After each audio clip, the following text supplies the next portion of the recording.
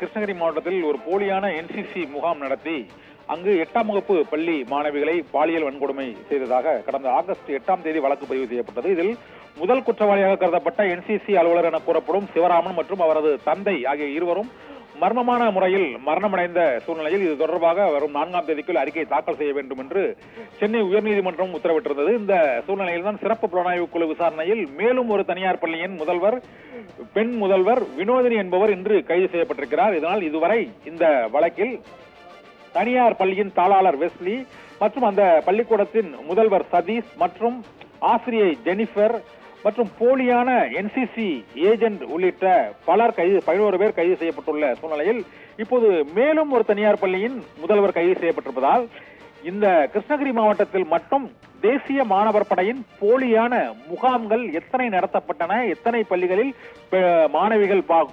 பாலியல் வன்கொடுமைக்கு உள்ளாக்கப்பட்டார்கள், அதற்கு உடந்தையாக அந்த பள்ளிகளின் தாளாளர் முதல்வர் பெண் ஆசிரியர்களே உடந்தையாக இருந்தது எப்படி என்று பல்வேறு விதமான சந்தேகங்கள் எழுந்திருக்கின்றன. இந்த சூழ்நிலையில் என்சிசி உள்ள அந்த முகாம் அலுவலர் என அழைக்கப்பட்ட சிவராமன் மர்மமான முறையில் காவல்துறையின் விசாரணையில் இருக்கும் போதே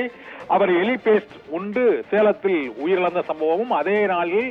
அவரது தந்தை உயிரிழந்த சம்பவமும் பல்வேறு சர்ச்சைகளை ஏற்படுத்திய சூழ்நிலையில் சிறப்பு புலனாய்வு குழுவின் விசாரணையில் மேலும் ஒரு பள்ளியின் பெண் முதல்வர் வினோதினி இன்று கைது செய்யப்பட்டிருக்கிறார் சிறப்பு புலனாய்வு குழுவால் என்பதால் இந்த போலி என்சிசி முகாம்களுக்கான காரணம் என்ன, அதில் சிறுமிகள் மாணவிகள் பாலியல் வன்கொடுமைக்கு உள்ளாக்கப்பட்டது ஏன் என்பது உள்ளிட்ட பல்வேறு சந்தேகங்கள் எழுந்திருப்பதுடன் இந்த வழக்கில் 3வது பெண்ணாக இந்த தனியார் பள்ளியின் முதல்வர் வினோதினி கைது செய்யப்பட்டிருப்பது மேலும் பல புதிய தகவல்களை வெளிக்கொண்டு வரும் என எதிர்பார்க்கப்படுகிறது.